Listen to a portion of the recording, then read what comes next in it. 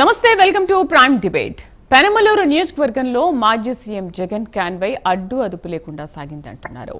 ఈ నేపథ్యంలో ఉయ్యూరు మండలం గండికుంట వద్ద కాన్వాయ్ వాహనాలు ఒకదానినొకటి ఢీకొన్నాయి. దీంతో పలువురికి గాయాలయ్యాయి. ఈ మేరకు రహదారిపై భారీగా ట్రాఫిక్ జామ్ ఏర్పడి వాహనాలు నిలిచిపోయాయి. ఎంత మొరపెట్టుకుంటున్నా వినకుండా జగన్ కాన్వాయ్ ఇష్టం వచ్చినట్లుగా ముందుకు సాగిందని పోలీసులు ఆరోపిస్తున్నారు. అయితే మొంతా తుపాను ప్రభావంతో పంట దెబ్బతిన్న రైతులను పరామర్శించడానికి జగన్ వెళ్లాడు. వైసీపీ నేతల అత్యుత్సాహం వల్ల ఇలాంటి ఘటనలు పునరావృతం అవుతున్నాయని స్థానికులు దుమ్మెత్తిపోస్తున్నారు. రైతు పరామర్శల పేరిట ఈ బల ప్రదర్శనలు జరుగుతున్నాయా? అడుగడుగునా ట్రాఫిక్ ఉల్లంఘనలకు అనుమతి లేకుండా డీజేలు అసలు ఏంటి? హైవేపై ట్రాఫిక్ జామ్ కు కారకులు ఎవరు? పరామర్శల సందర్భంలోనూ రాజకీయాలా? ఇలా ఇష్టారాజ్యంగా వ్యవహరిస్తే వదిలేయాలా? ఇందుకు వైసీపీ చేసిన ఉల్లంఘనలేంటి? కూటమి సర్కారు తీసుకున్న చర్యలేంటి? మరి ఇదంతా ఏంటి? వరద పర్యటన లేక బురద రాజకీయమా? డిస్కస్ చేద్దాం ఇవాళ ప్రైమ్ డిబేట్లో పార్టిసిపేట్ చేస్తారు. మనతో పాటు వైసీపీ అధికార ప్రతినిధి బొట్ల రామారావు గారు, కృష్ణాంజనేయులు గారు, రాజకీయ విశ్లేషకులు, అండ్ అలాగే హేమకుమార్ గారు, జనసేన నాయకులు. మరి కాసేపట్లో సయ్యద్ రఫీ గారు, టీడీపీ అధికార ప్రతినిధి కూడా జాయిన్ అవుతారు. నమస్తే అండి అందరికీ, welcome to our show. Ramarao గారు నమస్తే. రామారావు గారు, కృష్ణా జిల్లా పర్యటన, నమస్తే. జగన్ కృష్ణా జిల్లా పర్యటన పార్టీ బలాన్ని గ్రామ స్థాయికి చేర్చే వ్యూహంగా అసలు ఎంతవరకు విజయవంతమైంది అనుకుంటున్నారు? ఇవాళ కృష్ణా జిల్లా పర్యటన గురించి మీరేమంటారు? నమస్కారం మేడం గారు. ముందుగా మీకు అట్లాగే ప్యానల్ ప్రతినిధులకు, ప్రైమ్ 9 టీవీ వీక్షకులకు నమస్కారం, శుభ సాయంత్రం. ఇక్కడ మా నాయకుడు వైఎస్ జగన్మోహన్ రెడ్డి గారు వైఎస్ఆర్ కాంగ్రెస్ పార్టీ అధినేతగా, ఒక బాధ్యతాయుతమైనటువంటి మాజీ ముఖ్యమంత్రిగా ఈ రాష్ట్రంలో తలెత్తినటువంటి మోంతా తుఫాను నష్ట బాధితులు ఎవరైతే ఉన్నారో, ముఖ్యంగా రైతాంగం ఏదైతే నష్టపోయి ఉన్నారో దానికోసం ముందుగానే ఈ పరిశీలించడానికి ప్రభుత్వానికి తెలియజేసి అనుమతులతోటే ఆయన ప్రయాణం అయినటువంటి అంశం మనం గుర్తుంచుకోవాలి. ఇక్కడ అంశం ఏంటంటే, రైతాంగం తీవ్రంగా నష్టపోయింది ఈ తుఫాను వలన. అయితే గతంలో మా ప్రభుత్వం, మా నాయకుడు జగన్మోహన్ రెడ్డి గారు రైతు భరోసా కేంద్రాలు ఏర్పాటు చేసి మొక్క విత్తనం దగ్గర నుంచి పంట పండే వరకు కూడా అన్ని కూడా రైతు భరోసా కేంద్రం ద్వారా సలహాలు, సూచనలు, ఆ యొక్క క్రాప్ ఇన్సూరెన్స్ అంశం కానీ ఇవన్నీ కూడా తీసుకొచ్చినటువంటి విషయం మనం గుర్తు చేసుకోవాలి. అయితే అది బాగా సక్సెస్ అయ్యి రైతులకు, రైతాంగానికి అది సపోర్ట్ గా మారినటువంటి అంశం చూస్తే ఇది జగన్మోహన్ రెడ్డి గారు తీసుకొచ్చినటువంటి వ్యవస్థను రామారావు గారు చాలా సక్సెస్ అయింది అంటారు. ఒక నిమిషం రామారావు గారు, 1 minute. చాలా సక్సెస్ అయింది అని అంటున్నారు. జగన్మోహన్ రెడ్డి అసలు ఏ పర్యటనకు వెళ్ళినా ఏ ఒక్క గొడవ జరగకుండా ఆ మీటింగ్ కానీ ఆ పరామర్శ కానీ ఏ విధంగా సక్సెస్ అవుతుంది? సో ఇవాళ కూడా ఏం జరిగిందనేది అందరూ చూశారు, అందరికీ తెలుసు, ఆ రైతులకి తెలుసు, ప్రజలకి తెలుసు. ఏ విధంగా సక్సెస్ అయింది అనుకుంటున్నారు? నేను ఎందుకు ముందే అవన్నీ మాట్లాడడం అని చెప్పేసి మాట్లాడకుండా ఫస్ట్ అసలు విజయవంతం అయిందా లేదా, పర్యటన ఏ విధంగా కొనసాగింది, రైతులతో ఎలా మాట్లాడారనే విషయం గురించి నేను మొదలు పెట్టాను. ఓకే మేడం, నేను పర్యటన దాకా రాలేదు మేడం. రైతు భరోసా కేంద్రాల అంశంలో అక్కడికే వచ్చాం. గతంలో చేసినటువంటి అంశాన్ని ఈ ప్రభుత్వం ఆ వ్యవస్థలన్నింటినీ కూడా ధ్వంసం చేసి ఈ రోజు క్రాప్ ఇన్సూరెన్స్ ఇప్పటికీ చెల్లించలేదు అనేది మనం కూడా మాట్లాడుతున్నాం. ఇంతకుముందు కూడా ఇది ప్రభుత్వం చెల్లించాల్సినటువంటి ప్రీమియం చెల్లించకపోవడం వల్ల చాలా మంది రైతులకు ఇబ్బంది కలిగిన మాట వాస్తవం. అయితే మా నాయకుడు జగన్మోహన్ రెడ్డి గారి పర్యటన అంటే వీళ్ళు ఏదో ఒక విధంగా ఆంక్షలు విధించి అడ్డుకొని, ఏదైతే జననేత కదండి, మొట్టమొదటి నుంచి కూడా జగన్మోహన్ రెడ్డి గారు ఈ భారతదేశంలోనే ఒక నాయకుడిగా జనాన్ని ఈయనలాగా, జగన్మోహన్ రెడ్డి గారి లాగా కలిసినటువంటి చరిత్ర లేదు. ఇది ఆల్ టైం రికార్డు కూడా భారతదేశంలోని. అటువంటి జననేత, జనప్రవాహం వచ్చేటువంటి నేత వస్తున్నప్పుడు ఈ ప్రభుత్వం ఆంక్షలు విధించి ఎట్టొకటి ఎదుర్కోవచ్చు అనుకోవడం, దాన్ని కూడా ఉల్లంఘించి లేకపోతే అభిమానాన్ని చూపి ప్రజలు తండోపతండాలకు తరలిస్తున్నటువంటి పరిస్థితి ఉంది. ఈ విషయాన్ని ఇంటెలిజెన్స్ ఉంది ప్రభుత్వానికి. గత పర్యటనలో అనుభవం కూడా ఉన్నప్పుడు ఖచ్చితంగా దానికి తగినటువంటి ఏర్పాట్లు ఈ ప్రభుత్వం చేయకపోవటం వల్లనే సమస్య వస్తుంది. ట్రాఫిక్ కానీ మరొకటి కానీ కేవలం ఈ ప్రభుత్వం జగన్మోహన్ రెడ్డి గారు మాజీ ముఖ్యమంత్రిగా జనాల్లో అత్యధికమైనటువంటి ఫాలోయింగ్ ఉన్నటువంటి నేతగా ప్రజల్లోకి వస్తున్నప్పుడు ఆయనకు కల్పించాల్సినటువంటి రక్షణ కానీ, లేకపోతే కార్యకర్తలకు సూచనలు, సలహాలు కానీ, ఆ ప్రజలకు ఏం చేయాలని దిశానిర్దేశం అనే దాంట్లో ఇక్కడ ప్రభుత్వ యంత్రాంగం తీవ్రంగా వైఫల్యం చెందుతుంది అనేది మనకు కనిపిస్తుంది కదా మేడం. మరలా అక్కడికి వచ్చినటువంటి వాళ్ళను చెదరగొట్టి పోలీసులు లాఠీ చార్జ్ చేయడం వల్ల అక్కడ తోపులాట తొక్కిసలాట జరిగేటటువంటి పరిస్థితులు మీరు కల్పిస్తున్నారు. ఎందుకంటే దీనంతా కూడా టీవీల్లో మానిటరింగ్ చేస్తున్నటువంటి అధినేత చంద్రబాబు నాయుడు గారు కానీ, లేకుంటే డిప్యూటీ సీఎం ఏదైతే ఆయన పవన్ కళ్యాణ్ గారు కానీ, లేకపోతే డిఫాక్టో సీఎం గా ఉన్నటువంటి లోకేష్ గారు కానీ చాలా ఆంక్షలు పోలీసు అధికారులకి లేకపోతే ఉన్నతాధికారులకి వాళ్ళకి ఆంక్షలు పెట్టడం వల్ల ఈ సమస్యలు తలెత్తున్నాయి తప్ప మరొకటి కాదు. ఇక్కడ మాజీ ముఖ్యమంత్రిగా ఆయన తన పర్యటనను ఖరారు చేసుకున్న తర్వాత దాన్ని తగినటువంటి అన్ని కూడా సన్నద్ధంగా ప్రభుత్వం ఉండాలి కదా మేడం. ఇక్కడ ప్రభుత్వం వైఫల్యం మనం చూసాం, అన్నిట్లో కూడా మనం చూసాం. ఇక్కడ కాశీబుగ్గ ఆ మరణాల అంశం కూడా ప్రభుత్వ వైఫల్యమే కదా మేడం. వల్ల అక్కడ ఉన్నటువంటి ఆ యొక్క ప్రధాన ఆ యొక్క ధర్మకర్తను ఆయన అరెస్ట్ చేసినటువంటి పరిస్థితులు ఎన్ని కూడా దుర్మార్గాలు చేస్తున్నారు ఈ ప్రభుత్వం. డీవియేషన్ చేస్తున్నారు, చాలా చోట్ల తెగబడి దౌర్జన్యాలు చేస్తున్నటువంటి పరిస్థితుల్లో భాగంగా వైసీపీని ప్రభుత్వం స్పందించిందా లేదా అక్కడ జరిగిన ఘటన పైన? అరెస్ట్ చేయకుండా ఉంటే మీరు చెప్పినట్టుగా స్పందించలేదు, ప్రభుత్వం సరిగా పనిచేయట్లేదని అనుకోవచ్చు. ఓకే, ఘటన జరిగింది, దాని మీద విచారణ చేపట్టారు, అరెస్ట్ చేశారు, దర్యాప్తు చేస్తున్నారు. చెప్పండి. చిన్న పల్లెటూరులో కూడా ఉత్సవాలు జరిగేటప్పుడు పోలీస్ యంత్రాంగం ముందుగానే వచ్చి ఈ ఉత్సవం జరుగుతుంది, లేకపోతే ఈ తిరునాళ్ళు జరుగుతుంది, లేకపోతే ఈ జాతర జరుగుతుందని అంచనా వేసుకుని ఆయన తగ్గ ఏర్పాట్లు చేసేటటువంటి ప్రక్రియ ప్రభుత్వాలకు ఉంది, అధికార యంత్రాంగానికి ఉంది. ఇక్కడ కూడా ఇంటిమేషన్ ఉందని చెప్పి ఆయన ధర్మకర్త చెప్పారు కదా మేడం. ముందుగా వీళ్ళు ఎక్కడా కూడా నిర్లిప్తత, నిర్లక్ష్యం, వీళ్ళు దోచుకోవడం, దాచుకోవడం, అవినీతి, అక్రమాలకు ఇచ్చినటువంటి ప్రాధాన్యత, పాలనాపరమైనటువంటి అంశాల్లో వీళ్ళకి లోపభూయిష్టమైనటువంటి విధానం ఉందనేది మనకు అర్థమవుతుంది. వీళ్ళ యొక్క ముందస్తు జాగ్రత్త చర్యలు ఏ మాత్రం ఉండట్లేదు ఈ ప్రభుత్వం. అందులో ఈ కూటమి 3 పార్టీలు కలిసిన తర్వాత ముగ్గురు కలిసి రకరకాల పెత్తనాలు చేయడానికి అలవాటు పడి రకరకాల నిర్ణయాలు, వాళ్ళ ఆలోచన విధానం, వాళ్ళ రాజకీయ విధానం, ఏ విధంగా లోకేష్ ని ఉప ముఖ్యమంత్రి చేయాలా లేకపోతే ముఖ్యమంత్రి చేయాలనేటువంటి ఆలోచన, పవన్ కళ్యాణ్ నేను ఎట్లా ముఖ్యమంత్రి కావాలనేటువంటి ఆలోచన, భారతీయ జనతా పార్టీ ఈ రాష్ట్రంలో ఆయన అధికారంలో రావడానికి ఎటువంటి పావులు కలపాలని వీళ్ళ ముగ్గురులో 3 ముక్కలాట ఆడుకోవడం ఈ నాయకత్వ సమస్య జరుగుతుంది తప్ప ఇక్కడ ప్రజల పక్షాన ప్రజల యొక్క క్షేమం దృష్ట్యా తీసుకోవాల్సినటువంటి జాగ్రత్తలు కానీ కార్యాచరణ కానీ జరగట్లేదు మేడం.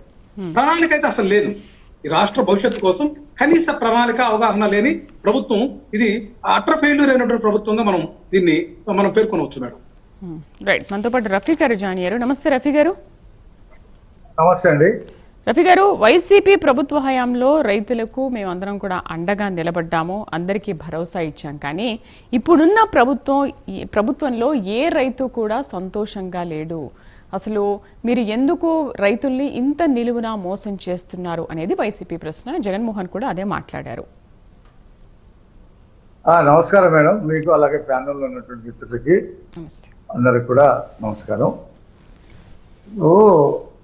ఆవు కథ చెప్పడం జగన్మోహన్ రెడ్డికి అలవాటైపోయింది. ఏది జరిగినా ఈ 16 నెలల్లో ఏ ఒక్క మంచి పని జరగల ఆయన చెప్పే మాట.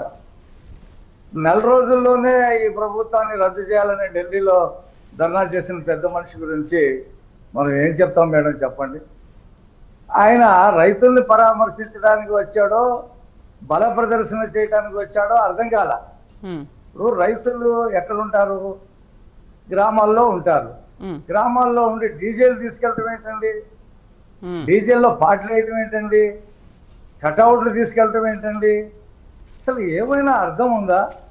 ఈయనేదో ఒక ఎన్నికల ప్రచారం నిర్వహించినట్టుగా జనాలందరినీ 500 రూపాయలు డబ్బులు, పెట్రోలు, బిర్యానీలు ఇచ్చి ఆ చుట్టుపక్కల ఉన్న వాళ్ళందరినీ పిలిపించి రైతు పరామర్శ యాత్ర అంటాడేంటి? అసలు నాకు అర్థం కాదు. రైతులు ఎలా, మన చంద్రబాబు నాయుడు గారు తుఫాన్ అయినా 2వ రోజు గ్రామాలకు వెళ్ళాడు, రైతులు ఎలా పరామర్శించాడో తెలుసుకోవాలా. ఈయన ముఖ్యమంత్రిగా ఉన్నప్పుడు ప్యాలెస్ దాటి బయటికి రాలా, రైతుల దగ్గరికి రాలా, ఎవరి దగ్గరికి రాలా. చివరికి అందరూ కూడా విమర్శిస్తూ ఉంటే పొలంలో పెద్ద స్టేజ్ వేసి, కార్పెట్లు వేసి, పైన టార్పాలు వేసి ఆ స్టేజీ మీద నుంచొని రైతుల్ని పరామర్శించినటువంటి చరిత్ర జగన్మోహన్ రెడ్డికి ఉంది. ఇవాళ జరిగింది రైతు పరామర్శ కాదు, జగన్మోహన్ రెడ్డి బల ప్రదర్శన యాత్ర పెట్టుకోమనండి. పోలీసు శాఖకి నేను ఒక బల ప్రదర్శన చేస్తాను, నేను ఒక ర్యాలీ నిర్వహిస్తాను, నాకు బందోబస్తు ఇవ్వండి అని చెప్పి ర్యాలీ నిర్వహించుకోమనండి. రైతులు ఎందుకు? రైతులు అసలు ఎక్కడైనా రైతులు ఆయన పరామర్శించాడా? మొత్తం ఆయన పర్యటన చుట్టూ కిరాయి మనుషులు, డబ్బులతో వచ్చిన వాళ్ళు పార్టీ కార్యకర్తలు ఇదేంటిది వైసీపీ బల ప్రదర్శన అని చెప్పేసి ఏలూరు నుండి విజయవాడ దాకా పర్మిషన్ అడిగి తీసుకొని చేయమనండి. ఎవరొద్దన్నారు? రైతుల దగ్గరికి వెళ్ళేటప్పుడు ఎంత సింపుల్గా వెళ్ళాలా, ఒక 2-3 కార్లలో వెళ్ళాలా, రైతులు నేరుగా కలవాలా, ఆ పొలాల్లోకి వెళ్ళాలా, అక్కడ ఉన్న పరిస్థితి ఏంటో చూడాలా, అవన్నీ అంచనా వేయాలా. ఒక ప్రతిపక్షంలో ఉన్న పార్టీగా ప్రధానమంత్రి దగ్గరికి వెళ్ళి అయ్యా నేను నీకు చీకట్లో సమర్థించినా ఓపెన్ గా నువ్వు పెట్టిన బిల్లులన్నిటికీ సమర్థించినా మా రాష్ట్రంలో ఈ రకమైనటువంటి పంట నష్టం జరిగింది, ఆంధ్రప్రదేశ్ ప్రభుత్వం 5,000 కోట్ల రూపాయల పంట నష్టం జరిగిందని నివేదిక పంపించింది, ఇంకా సేకరిస్తున్నారు, మీరు పెద్ద మనిషి చేసుకొని నా మద్దతు తీసుకొని మీరు ప్రభుత్వాన్ని నడుపుతున్నారు కాబట్టి మీరు అడగకపోయినా నేను నా ఎంపీలు లోక్సభలో రాజ్యసభలో మేము ముందు రోజే మీ ఫోన్ రాకముందే మేము డిక్లేర్ చేసేస్తున్నాం, అసలు కంటిన్యూగా సపోర్ట్ చేస్తామని మీరు లెటర్ రాసినటువంటి వాళ్ళు కేంద్రాన్ని అడగాల. తుఫాను చంద్రబాబు సృష్టించాడు, చంద్రబాబు వల్లే తుఫాను వచ్చింది, జగన్మోహన్ రెడ్డి మొగాడు దాన్ని కాపాడాడు అనేటువంటి వార్తలు రాయించుకోవటం ఎందుకు? అది చెప్పాడు కదా ఆయనకు ఉన్నటువంటి మానసిక వ్యాధి ఏంటనేది రాధాకృష్ణ గారు. ట్రీట్మెంట్ ఉంటే అమెరికా వెళ్ళి ట్రీట్మెంట్ చేయించుకోవాలా, అంతేగాని రప్ప రప్ప నరుకుతాం, కొరుకుతాం, చంపుతాం, ఏంటండి ఈ ప్రదర్శనలు ఏంటి? ఇదేంటి నిన్ను నీ పరిపాలన చేతకాక నీ రైతు భరోసా కేంద్రాలు కనీసం గోను సంచులు ఇవ్వలేనటువంటి నీ హయాంలో రోడ్ల మీద ధాన్యం పారబోస్తే రైతులు వాళ్ళకి టార్పాలిన్ ఇవ్వలేని పరిస్థితిలో నువ్వు ఉన్నావు. ఆ రోజున నువ్వు అసలు బీమా కట్టలేదు, 1 రూపాయి కట్టని కారణంగా కొన్ని వేల కోట్ల రూపాయలు నష్టం జరిగింది రైతులకి. ఇవాళ ఏ ముఖం పెట్టుకుని బీమా గురించి మాట్లాడతావు? మేము అన్ని బీమాలు కట్టాం రైతులకు సంబంధించి. అవి ఇవాళ తుఫాన్ జరిగిన 2వ రోజు 3వ రోజు రావు. మరి పోలవరంలో మన డబ్బులు 1000 కోట్లు వేసాం, అంతకుముందు 1000 కోట్లు వచ్చినాయి. నీ ఆయన రూపాయి రాలా పోలవరంలో. రైట్. అసలు ఎంతమంది రైతులకు పంట బీమా ఉంది అనే విషయాన్ని కూడా ఆయన స్పష్టం చేశారు కదా. దాదాపు 19 లక్షల మందికి బీమా ఉంది. మరి మిగతా వాళ్ళ పరిస్థితి ఏంటి? ఇప్పుడు చంద్రబాబు ప్రభుత్వం తప్పిదం వల్లే రైతులకు పంట బీమా లేకుండా పోయింది. మా ప్రభుత్వ హయాంలో పంట బీమా ఇచ్చామని అన్నారు. జగన్మోహన్ రెడ్డికి తెలిసిన వాస్తవాలు చెప్పే అలవాటు అతనికి లేదు. అతను ఆ అబద్ధాలు చెప్పడంలో నెంబర్ 1. కాబట్టి అతను చెప్పిన దాని మీద మనం చర్చలు పెడతాము. రేపు వ్యవసాయ శాఖ మంత్రి టోటల్ ఎంత బీమా కట్టాము, ఏ పంటలు దాంట్లోకి వస్తున్నాయి మొత్తం ప్రకటన చేస్తారు. కేంద్రానికి నివేదిక పంపించారు కదా, 5,000 కోట్ల రూపాయలు నష్టం జరిగింది, ఇంకా ఎక్కడెక్కడ సేకరిస్తా ఉన్నారు.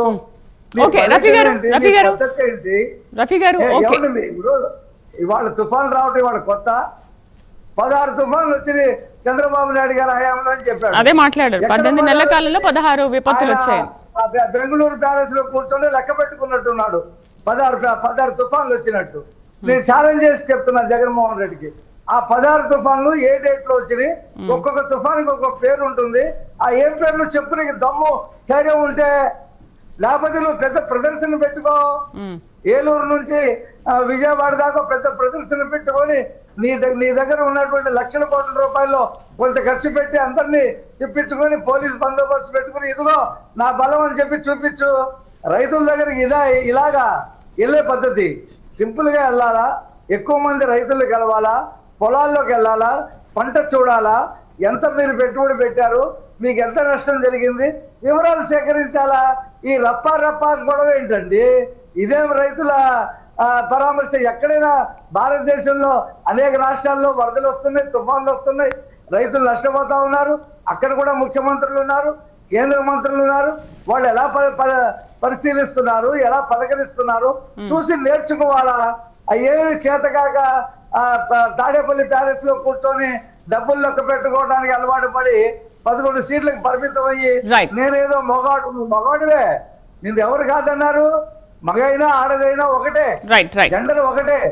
మగోడైతే గొప్ప, ఆడది తక్కువ అని కాదు. ఇద్దరు కలిస్తేనే పిల్లలు పుడతారు. ఇవాళ విమానాలు తోలుతున్నారు. క్రికెట్ లో మహిళలు ఏ రకంగా రాణించారు. రఫీ గారు ఏమైనా అర్థం ఉందండి? మీరు మాట్లాడే భాష ఏంటి, మగేంటి, ఆడేంటి? మీరు కాలక్షేపం కోసం మాట్లాడుతున్నారు. రఫీ గారు, రఫీ గారు ఒకటి మేడం, రఫీ గారు అసలు ఆయన మాట్లాడే భాష ఏమన్నా అర్థం ఉందా? రైట్ రఫీ గారు, ఆయన మాట్లాడే డిబేట్ లో విధానం అన్పార్లమెంటరీ ఏమన్నా వర్డ్స్ వాడొద్దు, మీరు అయినా వాడుతున్నారు. అన్పార్లమెంటరీ ఓకే ఓకే ఇంక వదిలేయండి, మళ్ళీ మాట్లాడదాం దాని గురించి, మళ్ళీ మాట్లాడదాం. హేమకుమార్ గారు నమస్తే. రైట్ రఫీ గారు మాట్లాడుతున్నారు. తాడేపల్లి ప్యాలెస్ అంటాడు, డబ్బులు లెక్క పెట్టుకున్నాడు అంటాడు. ఏమన్నా మతి పిలిపించిందా రఫీ గారు మీకు? ఏం మాట్లాడుతున్నారు ఇక్కడ? సబ్జెక్ట్ ఏంటి, మీరు మాట్లాడుతున్న విధానం ఏంటి, మీరు మాట్లాడే లాంగ్వేజ్ ఏంటి? అధికారం కావాలని నేను ఒక్కడే ముఖ్యమంత్రి, మగేంటి ఆడేంటి? అసలు నీ కంపారిజన్ ఏంటా బాబు? ముఖ్యమంత్రి నాకే ఏంటి మీరు కూడా సీట్లో కూర్చోడం లేదని చెప్పి మీరు ఈ విధంగా మాట్లాడటం ఏంటంటే, మీరు ఆక్సిటోసిన్ ఇంజెక్షన్ ఇచ్చినటువంటి ఆ యొక్క విధానంలో వస్తారు తప్ప ఇక్కడ ప్రజల పక్షాన గాని, వ్యవస్థ పక్షాన గాని, లేకపోతే ప్రజాస్వామ్య పక్షాన గాని, రాజ్యాంగం పక్షాన రఫీ గారు మళ్ళీ మాట్లాడదాం. రఫీ గారు మళ్ళీ మాట్లాడదాం. డేంజరస్ అండి వీళ్ళు. రఫీ గారు మనం టాపిక్ ఏ మాట్లాడదాము, ఇంకా వేరే ఏది మాట్లాడుకోవద్దు. డబ్బులు లెక్క పెట్టుకుని కూర్చుంటున్నారంటే మీరు చూసారా రఫీ గారు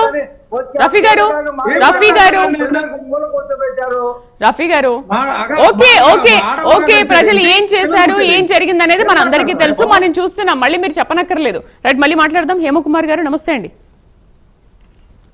హేమకుమార్ గారు, రైతుల విషయంలో చంద్రబాబు మైండ్ సెట్ మారాలి, లేదంటే ఏపీ వ్యాప్తంగా పోరాటానికి సిద్ధమని వైసీపీ చెప్పింది. మరి ఆ పోరాటానికి సిద్ధమని ఎమ్మెల్యే జగన్మోహన్ రెడ్డి మాట్లాడుతున్నారు. ఏపీలో అసలు ప్రభుత్వం ఉందా లేదా అనే పరిస్థితి నెలకొంది. ఏమైపోయింది ఏపీలో ప్రభుత్వం అనేది వైసీపీ ప్రశ్న. ఓకే మేడం, ముందుగా నేను చూపించి మీతో మాట్లాడే ముందు ఒక చిన్న నిదర్శనం చూపిస్తాను. ఇది ఫోటో చూడండి ఒకసారి. కనబడుతుందా? మీరు చెప్పండి పోనీ. లేదు మేడం, ఇదే చూడండి. జస్ట్ ఒకే ఒక నిమిషం ఉంటుంది. ఓకే, రైతుల దగ్గరికి వెళ్ళారా? అది ఏంటి? రైతుల దగ్గరికి రైతుల్ని పరామర్శించిన వ్యక్తి సినిమా సెట్ లాగా రైతుల పొలాల్లో వేసుకుని కరెక్ట్ గా ఆ సెట్ కాడికి రావడానికి ఆయన కారులో వచ్చి అక్కడ దిగి రెడ్ కార్పెట్ లో దిగి ఆయన ముఖ్యమంత్రిగా ఉన్నప్పుడు అక్కడికి వచ్చి రైతుల్ని పరామర్శించిన విధానం ఎత్తైతే వై కేటగిరియో జెడ్ కేటగిరియో పోలీసులతో పెట్టుకునేసి కనీసం ప్రజల్ని కూడా దగ్గర చేర్చనీయకుండా ఆయన పరామర్శించిన విధానం. పక్కనే నేను మీకు ఇందాక చూపించింది పవన్ కళ్యాణ్ గారు రైతు పొలాల్లో దిగి ఎంతవరకు నష్టం జరిగింది, ఎంతవరకు మీరు నష్టపోయారు అని వాళ్ళని పరామర్శిస్తూ వాళ్ళ దగ్గర అడిగి తెలుసుకుంటూ ఏ విధంగా మీకు ఈ నష్టాన్ని నేను సరిచేయాలంటే మీకు ఏ విధంగా మీకు ఎంత నష్టం జరిగింది, ఎంత అవసరం అవుతుంది, ప్రభుత్వం నుంచి మీకు ఏ సపోర్ట్ కావాలా అన్న విధానంగా మాట్లాడుతూ ప్రజలతో మమేకమై మాట్లాడుతున్న వ్యక్తి పవన్ కళ్యాణ్ గారు. అంతే తప్పితే వీళ్ళు ఇందాక నుంచి మీకు చెప్పారు మేడం. ఇందాక అతను ఒకసారి జగన్మోహన్ రెడ్డి గారికి ఇందాక ఆయన ప్రెస్ మీట్ చూశారంటే కూటమి ప్రభుత్వంలో 19 లక్షల మంది మాత్రమే రైతులు ఇన్సూరెన్స్ కి నమోదు చేసుకున్నారని అనేసరి జగన్మోహన్ రెడ్డి గారు సాక్షాత్తు అన్నారు. 19 లక్షల మంది, ఆయన ఇచ్చింది ఎంత మందికో ఒకసారి ఆయన కూడా వెల్లడించాలా. ఒకటి, మెంతే తుఫాన్ అనే పేరుతో మొన్న వచ్చిన తుఫాన్కి జగన్మోహన్ రెడ్డి గారు ఈ రాష్ట్ర ముఖ్యమంత్రిగా చేసిన వ్యక్తి ఈ రాష్ట్రంలో 11 సీట్లు పెట్టుకునేసి నాకు ప్రతిపక్ష హోదా అని బయట నుంచి నిలబడి గగ్గోలు పెడుతున్న వ్యక్తి జగన్మోహన్ రెడ్డి గారు. కనీసం మీకు పులివెందల్లో ఎమ్మెల్యేగా ఎన్నుకున్న మీ 11 మంది ఎమ్మెల్యేలతో కలిసి అసెంబ్లీకి రాకుండా ప్రజల పక్షాన మాట్లాడకుండా ఈ అడిగే అర్హత లేదు. అందులో మీరు ఎక్కడ పోయినా రైతుల్ని పరామర్శ అనేది కాకుండా నా బల ప్రదర్శన అండి. నిన్న ఒక మన లోకేష్ గారు ఒక మాట చెప్పారండి. ఎన్నికలప్పుడు రాజకీయ ద్వేషాలు విద్వేషాలు మనం మాట్లాడుకోవాలా, ఎన్నికలు అయిపోయాక మనం అదే మరి పవన్ కళ్యాణ్ కూడా చెప్పారు మేడం, మనం ప్రజలకి ఏ విధంగా సాయం చేయాలా, ఈ రాష్ట్ర పాలన ఏ విధంగా ముందుకెళ్లాలా అనే దాని మీద మాట్లాడాలి తప్పితే ఎన్నికలు అయిపోయినా కూడా ఇంకా కత్తులు దూడము ఇందాక చెప్పిన రఫాలు ఎక్కడికి పోయినా విద్వేషాలు.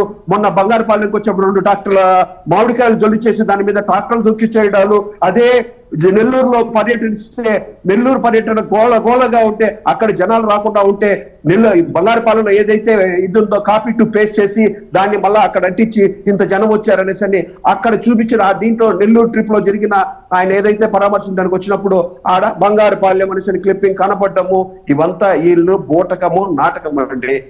ఇందాక ఇతరే చెప్పారు, మన బొట్ల రామ గారు ఏం చెప్పారంటే దాచుకున్నారు అనేసి చాలా స్పష్టంగా ఆయన చెప్పాడు. కాకపోతే ఆయన చెప్పాల్సిందే మీరు దాచుకునింది మాత్రమే చెప్పండి, అంతే తప్పితే. మేడం ఒక విషయం నేను చెప్తున్నాను, నేను రాజకీయాల పక్కన పెట్టి మాట్లాడుతున్నాను. మెంతే తుఫానికి ముందు జాగ్రత్త చర్యలు ఎంతో కొంతలో ఆస్తి నష్టం జరిగి ఈ రోజు ఆ రైతులకి ఇన్సూరెన్స్ నమోదు చేసుకోకపోయినా వాళ్ళకి రావాల్సిన ఏదైతే వాళ్ళకి తగు పరిష్కారం రావాలనో దాని మీద సమీక్షిస్తూ ఎప్పటికప్పటికే ప్రజలకు అప్డేట్ ఇస్తూ అదే విధంగా కార్యాలయాల్లో అధికారులకి సూచిస్తూ ముందుకెళ్తుంది కూటమి ప్రభుత్వం.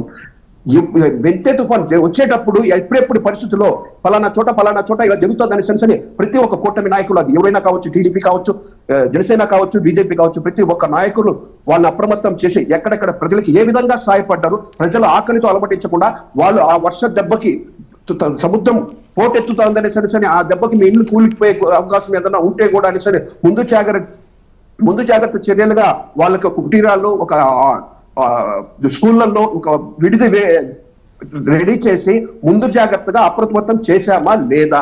ఇంతే తప్పితే మొన్న లాస్ట్ ఇయర్ జరిగిన విజయవాడ వరదల్లో మోకాళ్ళ లోతు నీళ్లుంటే ఆడ వచ్చి ఒక 2 ఫోటోలు పుట్టుకునేసి ₹1 కోటి నేను ప్రకటిస్తున్నానని చెప్పి ఆ ₹1 కోటి ఎవరికి ఇచ్చారో దయచేసి మీ వైసీపీ నాయకులను అడుగుతున్నాను, చెప్పండి ప్రజలకు అసలు అది అందిందా లేదా? ఊరికే ఏదో మైక్ ముందుకు వచ్చేసి గబగబా మాట్లాడేయడం కాదు. ప్రభుత్వం విఫలం అనే హేమకుమార్ గారు, మేము రైతులకి అన్ని విధాలుగా సహాయ సహకారాలు అందిస్తున్నాం అని అంటున్నారు. మరి ఎందుకు జగన్మోహన్ రెడ్డి పర్యటనకు వెళ్ళినప్పుడు ఎందుకు వాళ్ళు రైతులందరూ కూడా కంప్లైంట్ చేస్తున్నారు, మాకు పంట బీమా ఇవ్వలేదు, ఇన్సూరెన్స్ లేదు, లేకపోతే ఇంకోటి లేదు? గుంటూరులో రాలా? ఒక నిమిషం హేమకుమార్ గారు, మరి ఎందుకు కంప్లైంట్ చేస్తున్నారు రైతులు? మేడం రైతులు ఎక్కడ కంప్లైంట్ చేయలే. ఈడ ఏదైతే జగన్మోహన్ రెడ్డి గారి పర్యటనకు వస్తున్నారో వాళ్ళ ఎవరైతే కార్యవర్గమో వాళ్ళే తప్పితే రైతులు వచ్చి ఇక్కడ మేము నష్టపోయినాము, మీరు వచ్చి మాకు న్యాయం చేయండి చెప్పాడు. కుమార్ గారు, వాళ్ళు రైతులు కాదన్న విషయం మీకు తెలుసా? మీరు ఎలా చెప్తున్నారు?